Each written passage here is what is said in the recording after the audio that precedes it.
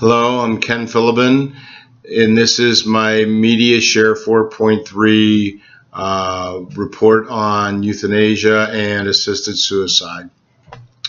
Dying a good death is not a new concept.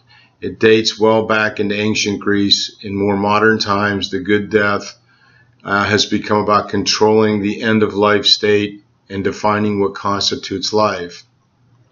Arguments surrounding the definition of life are a central point around issues of life: abortion, euthanasia, etc.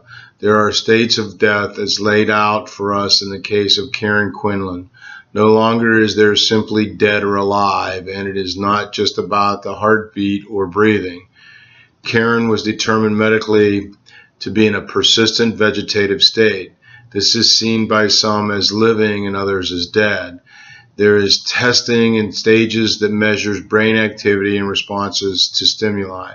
The varying definitions of death are the primary sources used to support law or policy, allowing for assisted suicide and withholding of treatment. In addition, in a world with societies that value autonomy, there are legal steps including living wills through which an individual can dictate their wishes regarding sustaining their lives. The conditions and options are seemingly endless. There are certainly moral grounds on which individuals can object to withholding life-sustaining treatment, as well as assisted suicide. Many individuals who base their own definition of life on faith and not science believe that all life is precious. In these cases, life begins at conception and ends at absolute death, meaning that body no longer sustains itself. Of course, today there are so many ways to sustain and lengths to which people go to continue or end life. As I mentioned, endless options.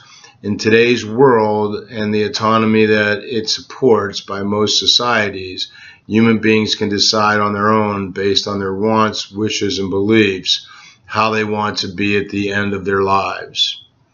As a Christian and Catholic, and as a human, I believe that all life at all stages is precious. Scripture teaches us that life is a gift and creation of God, and we should treat it with dignity and respect. Animals do get euthanized out of what we call compassion. To be truthful, I'm not entirely sure how I feel about that. I have loved some animals in my life that feel like family, so I can't tell you with any personal conviction how this differs from humans.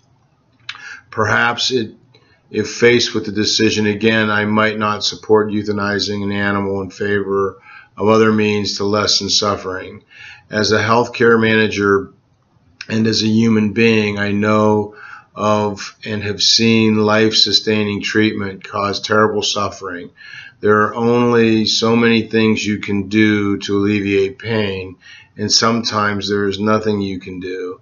I do not support assisted suicide and do not believe there are limits to what we should put and I do believe that there are limits to what we should put other human beings through to keep them alive. Thank you.